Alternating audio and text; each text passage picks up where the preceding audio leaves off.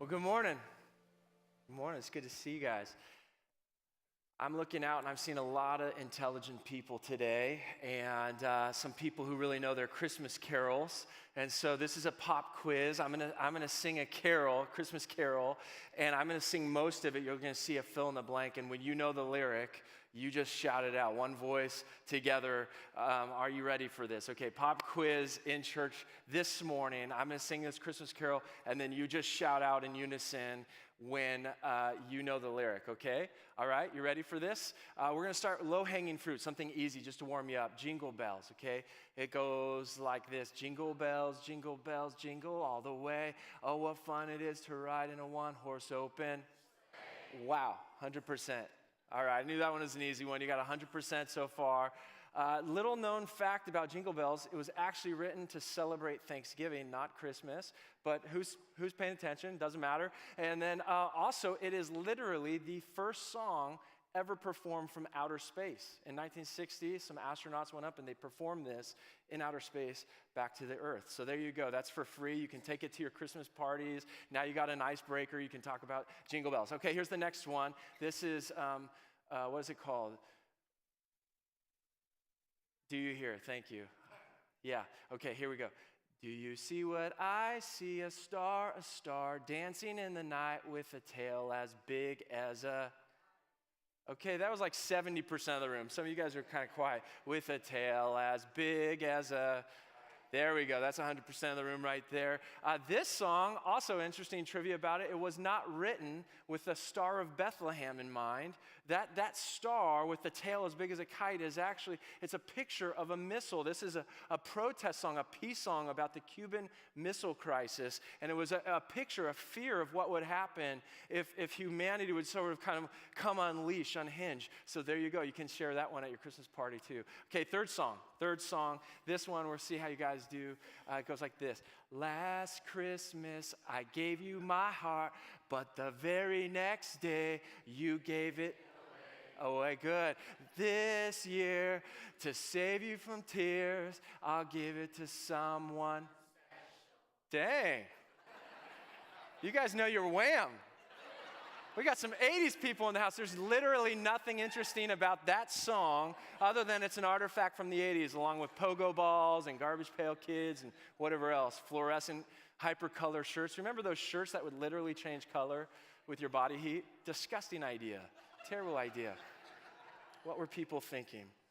Today, we're going to look at the first Christmas carol ever written. Arguably the greatest carol composed 2,000 years ago by a pregnant teenage girl by the name of Mary. It's in the book of Luke, chapter 1. You can go ahead and open your Bibles. Luke chapter 1, we're going to look at this first Christmas carol. Luke chapter 1. It's also in our Westgate app that Kayvon mentioned. You can go to teaching notes, jump into the teaching notes, and it'll be right in there as well.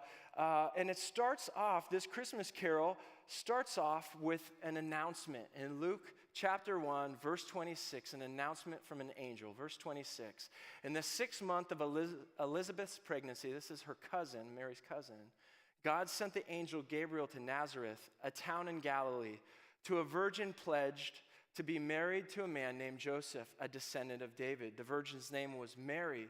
Verse 28, the angel went to her and said, "Greetings, you who are highly favored. The Lord is with you." And then the angel will continue to say why she's favored, why she's blessed. And it's because that Mary is about to experience the most phenomenal thing ever. She's miraculously going to be with child, and this child isn't just any child. He's the fulfillment of a promise. He's the Messiah. He is the Savior. Mary, you are highly favored. Now, when you and I think of being highly favored, if God showed up and said, "Hey, you're favored. Hey, you're favored. You're favored," we would think #blessed, right? We would think of mansions and Lamborghinis. I'd be in a tracksuit. I'd have my leopard and my lion and my boy. We'd be partying in the backyard, right? We think #blessed. But Mary's life, by any measure, she's blessed, she's favored, was about to get substantially more difficult. There were no mansions. There were no Lamborghinis. It's about to get filled with not only discomfort, but hardship. and even tragedy. Mary, you are highly favored. Mary's life is about to get really difficult. Right after this, she is rejected by her fiance. God has to intervene on that. Then she's rejected by their entire family. They're essentially isolated, and this subjects her to this difficult and life-threatening trek to Bethlehem. While she's there, she's subjected to this terrifying, life-threatening pregnancy. After the birth of her baby, she has to flee from this tyrant king who is so afraid of her baby that he commits genocide in her country. And so she literally becomes a refugee, and eventually this poor peasant mother who is #blessed favored will powerlessly watch as her son is beaten and unjustly judged and crucified. Mary's life is about to get really difficult. Mary, you are favored. You're blessed. And the challenge for us is that when life gets difficult, when things don't go as we believe they should, the temptation is for us to believe first that God has forgotten us. We might feel tempted in difficult situations to say something like, man, God, you're not paying attention. Like, do you realize what's going on here? I can remember some years ago, I was in this work situation that was very caustic. There was unhealth above and to the side and below. It was just a caustic thing. And I remember praying to God and saying, do I stay? Do I go? And I stuck it out for some time. And towards the end of it, there was some new stuff that was coming. It was just caustic. And I remember on Highway 17, driving home, shouting to God, would you just give me an answer? I felt like God had forgotten me in the midst of some real hardship, some trouble. Have you ever been there? God, feels like you've forgotten me. Or maybe another equal temptation, especially in our westernized culture, is to say, not only is God God is fictional. He's not just forgotten me, he's fictional. He's made up. It's a bedtime story. It's a crutch. It's just something that helps me get through. And obviously, it's not real. God is not real. I remember recently reading about the famous scientist Stephen Hawking. And just before his recent death, he published a final memoir. And in that, he said, yeah, obviously God is fictional. Otherwise, I wouldn't be in this wheelchair. Otherwise, I wouldn't be going through this life-debilitating disease. God is fictional. These are the songs. These are the melodies that kind of are in the ethos of our culture. They surface in times of difficulty. These are the songs that, if we're not careful, seep into our own soul in times of great difficulty. God, you have forgotten me. God, you're just fictional. Let me ask you, are there any places in your life today, it could be on a 1 to 10, it could just be a 1 or 2, but some areas of your life where you're tempted to live by this melody, these lyrics, these songs of God, you've forgotten me, or God, you might not even be real based on what I'm facing. If so, I believe Mary is going to help us discover a different song. This first Christmas song, this first Christmas carol is literally Mary shouting an acclamation, a song of hope. She sings it out of her own darkness, out of centuries of darkness for her people, the Israelites. She sings this song of hope. And it's a blueprint for how we get through tough times with hope. And I think if today we'll let it, this song could inform how you and I approach difficult times and find hope, especially those of you who are going through tough times today. So we're going to jump into it. Mary's song, which is called the Magnificat. Mary sings this amazing song, and what's interesting about it is if you dive into this, Dave Tish, one of our teaching pastors, we worked on this message together. He's preaching at Saratoga this weekend, and as we dug through this, we went, wow, jam-packed in this tiny little song are more than 15 Old Testament references of who God is, what he's like, and then because of who he is and what he's like, the hope that we can have. It's a shout of hope based on these truths about God, and they're not just truths to know, they're truths to believe in, to hope. And so we're going to jump right in, and we're going to break them out into what are called strophes. This song is broken into 4 strophes. Now, strophes is a fancy word to make English majors feel superior, like Dave Tish, who's teaching this over at Saratoga. I snuck that in his slide deck over at Saratoga. So he had this really cool explanation for strophe because he's an English lit major. And I surprised him last night with that. It was pretty fun. A strophe basically is just an idea in a song till you move on to the next idea. Okay, it's a movement within a song. And there's 4 of these within Mary's strong song. The first strophe starts in verse 46. This is how she starts her song of hope. Mary said, "My soul glorifies the Lord." That word glorify, if you translate it in Latin, is the word magnificat. That's where we get that word, Mary's Magnificat. My soul magnifies or glorifies the Lord, and my spirit rejoices in God my Savior, for he has been mindful of the humble state of his servant. From now on, all generations will call me #blessed. The truth that Mary is celebrating here is that God is mindful of the lowly. He's with the lowly. She's celebrating that God turns his eyes to those who are seemingly weak and powerless and invisible. The people that culture and communities have said, "You're out."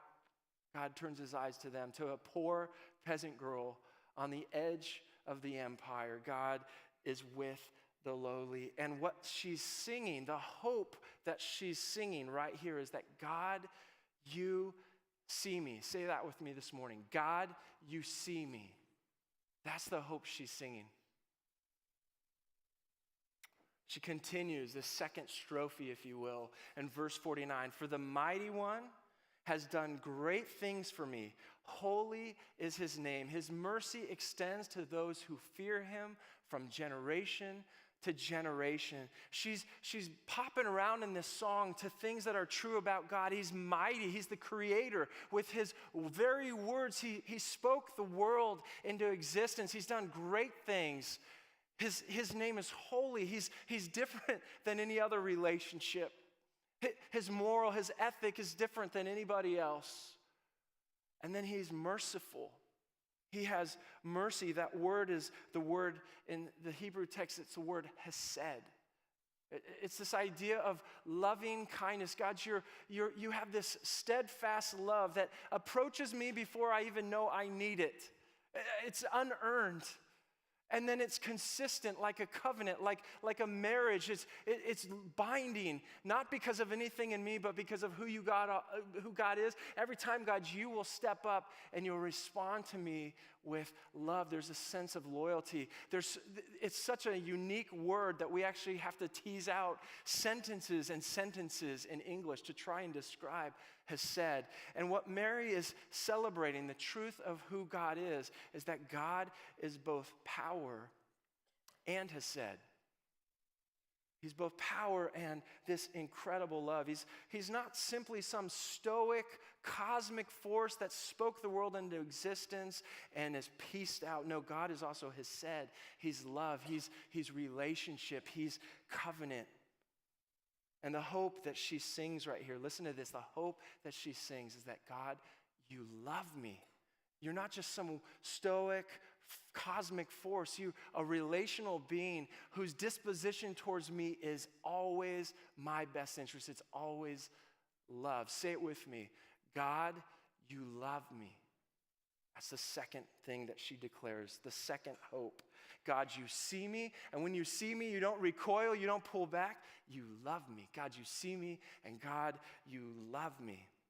We might say in kind of common day vernacular language, God, you love me enough to meet me right where I am, and you love me enough to not leave me there. She continues this third strophe, this third overture, this movement of this song that Mary sings, the first Christmas carol of all time. She starts in verse 51. God has performed mighty deeds with his arm. He has scattered those who are proud in their inmost thoughts. He has brought down rulers from their thrones, but he has lifted up the humble. He has filled the hungry with good things, but he has sent the rich away empty. Mary is charging the world with getting pretty much everything in the world wrong. Our world says, blessed are the beautiful, blessed are the rich, blessed are the successful, blessed are the secure, blessed are the Herods, the rulers, those in positions of power and privilege who misuse it. And Mary is declaring that God is turning everything upside down with this baby. There really is going to be a reality of God turning things right.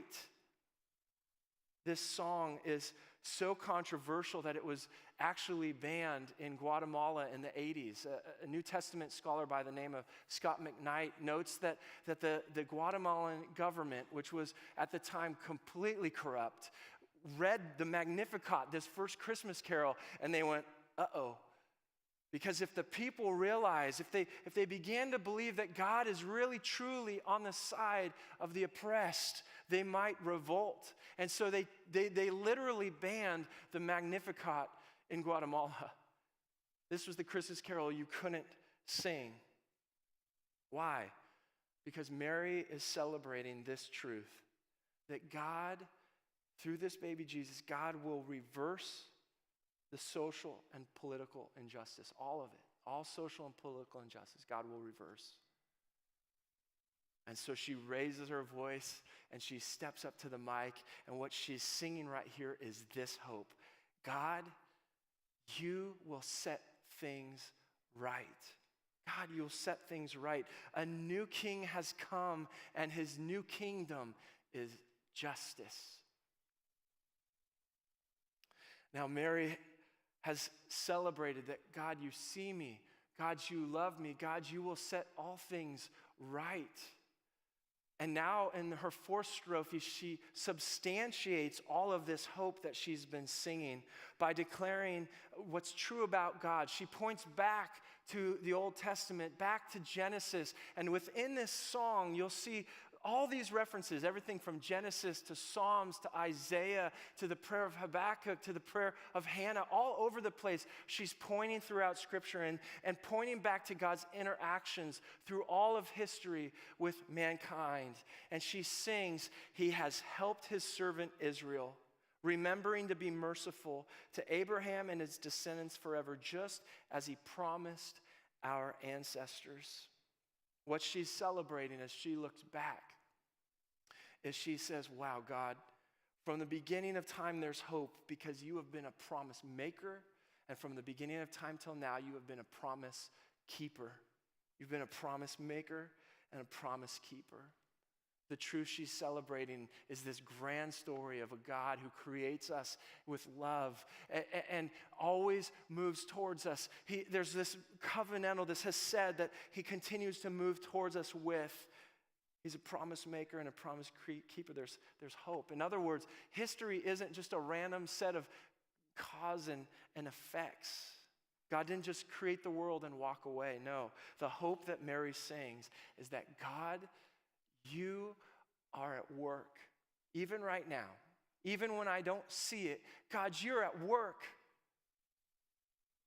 There can be purpose in our pain.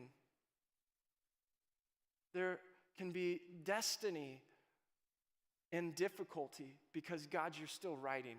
You're still moving forward. The promise maker is the promise keeper. You're still at work. Mary, who lives in the same ethos you and I do, the same melody, the same song that says God has forgotten or God is fictional. Mary proclaims this song, the first Christmas carol ever. She emphatically declares the truth. No, God hasn't forgotten. No, God is not fictional. Mary's song celebrates 4 times in 4 different strophes the hope that God is faithful. God is faithful. God sees us. He loves us. He is making things right, and He is at work even right now.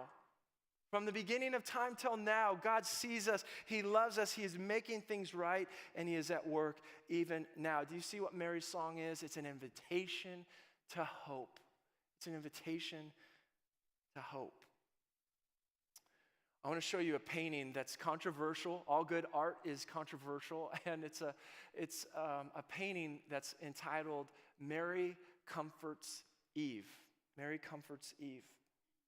And I want to draw your attention first to the outside of the painting, to the boundaries there, the borders, and you'll see all these leaves and these fruits, and it's hearkening back to Genesis. It's hearkening back to the beginning when God created man and woman in his image to have an infinite, joy-filled, flourishing, selfless love, a reality of community that's incredible. But in order to have that community with us, there had to be a free choice, a free will, and God gives it to man and to woman, and unfortunately, we would rather be God. And so Genesis says that in this account that God just gives one rule: don't eat the fruit. And Eve represents here the reality of all humanity, that at some point we listen to what God says to do, but we just turn our back. We do our own thing. And with that choice, you see Eve holding this choice, this sinful choice against her breast. She's ashamed through this choice that we all make to disobey. Sin and death enters the world. And she's holding that fruit close to her chest. Her hair covers her nakedness. She's ashamed. Her face is downcast. Her cheeks are blushed. She's ashamed. She's embarrassed. You also notice in the picture a serpent wrapped around her leg. It represents the sin that has hold of humanity ever since that decision. Have you ever been there? A sin that, regardless of how you thought about it or what book you read or whatever, there's just something that held tightly to you, an addiction, a reality that an attitude, just something. This is wrapped around her leg. There's no way of getting away from it.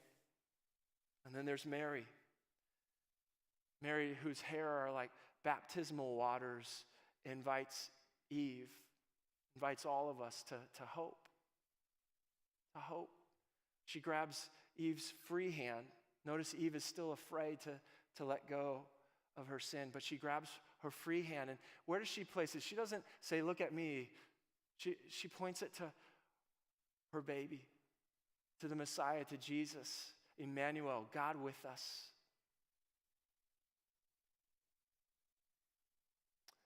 And the most controversial part of this painting, Mary's stepping on the head of the snake. This is a callback to Genesis. God makes a promise at the very beginning. He says, "I'll wipe out the power of sin and death." Now, obviously, Mary doesn't do that. She's human just like us, but this Christ child, God in the flesh, the one in her womb, will come. And he will take the power of that serpent of sin and death upon himself on the cross, and he'll overcome it for those who would believe by faith. That power of death is crushed. The power of sin is crushed. There's a new king coming. And in that, there's great hope. You see, Mary's song is an invitation to hope. It's not hope based on our circumstances. It's a hope based on the faithfulness of God. I want us to sit with her song just for a moment. I'm going to invite the band to come on up. And as they're making their way up, I just want to ask you, what would it be like in your life if this week, all areas of your life were animated and held up and encouraged by Mary's song? What would it be like in all areas of your life if you were singing, if your life lived this melody? God, you see me. God, you love me. God, you're making things right. God, you're at work even when I don't see it. What would that be like to have that melody just kind of pour into all the recesses of your life, like water in all the cracks? What would it be like to live your life by this hope? On the screen, I'm going to put those 4 words up there. God, you see me. God, you love me. You set things right. You are at work. By the way, if you were in the teaching notes, you can actually download that this week and make it your mobile phone wallpaper or whatever. There's also a Spotify list in there that is curated with some songs that the staff have felt really kind of cue off of Mary's song. They're songs of hope. And we just offered to for this week. As this week comes up, what would it be like to just kind of live in the reality of this hope? God, you see me, you love me, you set things right, you're at work. Is one of those right now in your life the thing that you need to grab hold of? Is it right now that you need to grab hold of this first part of her song, this first part of her hope? God, you see me. Is that what you need to grab hold of today? Man, I meet with students who are crushing it academically, who have a great presence on social media. They're in all these extracurricular activities. And you know what they struggle with? Maybe it's you. I feel invisible. I feel like nobody sees me. And it's not just students. Stay-at-home moms, stay-at-home dads. I'll meet with them and they'll be like, man, in this season, I feel invisible. I talk with engineers in this valley who are like, man, I am like one of a billion people in my company. I talk to elderly folks who go like, gosh, I'm aging out. I feel like people don't even notice me anymore. I feel like I'm being put out to pasture. I feel invisible. Is that what you need to grab hold of today? God sees you. And it's not like God sees you. Like I used to hear that and think like, oh my gosh, it's like the KGB. Like God's like a spy. He's like waiting to get me. No, God sees you in this way. I think Mary, when she's singing this hope, she's saying, God, here's the tonality. God is saying, hey, good job. I know how hard you're working. Nobody else sees it. I see it. Man, you put up with that. You chose forgiveness instead of harsh words. I saw it. Hey, the way you're loving your kids right now, I know they don't really get it, and you feel alone. I see it. God, you see me. Is that what you need to grab hold of today? Or is it, God, you love me? Maybe the reality is that you're here in this church and you're just kind of thinking, God, I'm going to kind of get things clean and back together, and then you'll accept me. And the great news of the gospel is God didn't wait. He didn't wait for a single one of us to get our lives put back together. God's love will meet you where you are today, right now, as you are, and he loves you enough to not leave you there. His love changes you. Or is it in this season that you need to grab hold of this third hope? God, you set things right in your past, or right now there's somebody with power or with privilege and they've misused it. You feel oppressed. You feel beat down. If you're like me, man, like the justice thing just starts happening. And the invitation here is to trust that God will somehow make it right. The invitation is to move from hatred, which is a pill you swallow and it ends up killing you. It's an invitation to move from hatred to hope. Is that the hope that you need to grab hold of? God, you will set things right. He will, and he is. With the birth of this child, God is making this kingdom one of justice. Or is it this last one? God, you are at work, even when I don't see it. I prayed with a parent recently who their adult child is just fallen off the rails, and they've tried everything.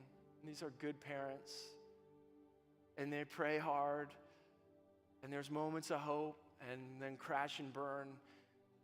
And this parent said, that's the one for me. I need to know that God is still at work. He's been the promise maker and the promise keeper from all time. He's not done writing the story. I can continue to trust. I can continue to pray. I can continue to believe. Maybe that's you today. For me, the hope of that is that there could be purpose in my pain. That God might use it somehow redemptively.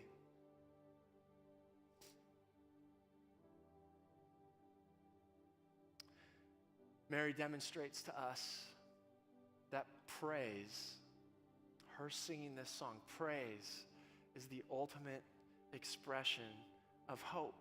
We're a people of hope. And the ultimate expression of that is our song, our praise. It's not based on our experiences, how good things are going, but on the faithfulness of God. Our hope is based on something way more concrete.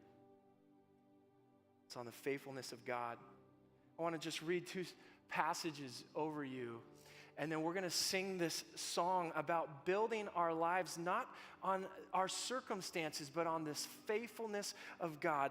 If you're going through a tough time, I just want to encourage you with the words of Peter found in 1 Peter 4. This is the Message translation, just so you can really hear it in common vernacular. Peter says to you, if you're discouraged today, Peter says to you, friends, when life gets really difficult, don't jump to the conclusion that God isn't on the job. Instead, be glad that you are in the very thick of what Christ experienced.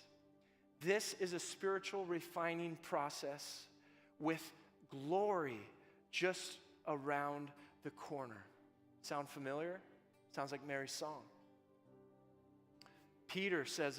Paul says in Romans 8, we know, the church, the people of hope, we know that in all things, God works for the good of those who love him, who have been called according to his purpose.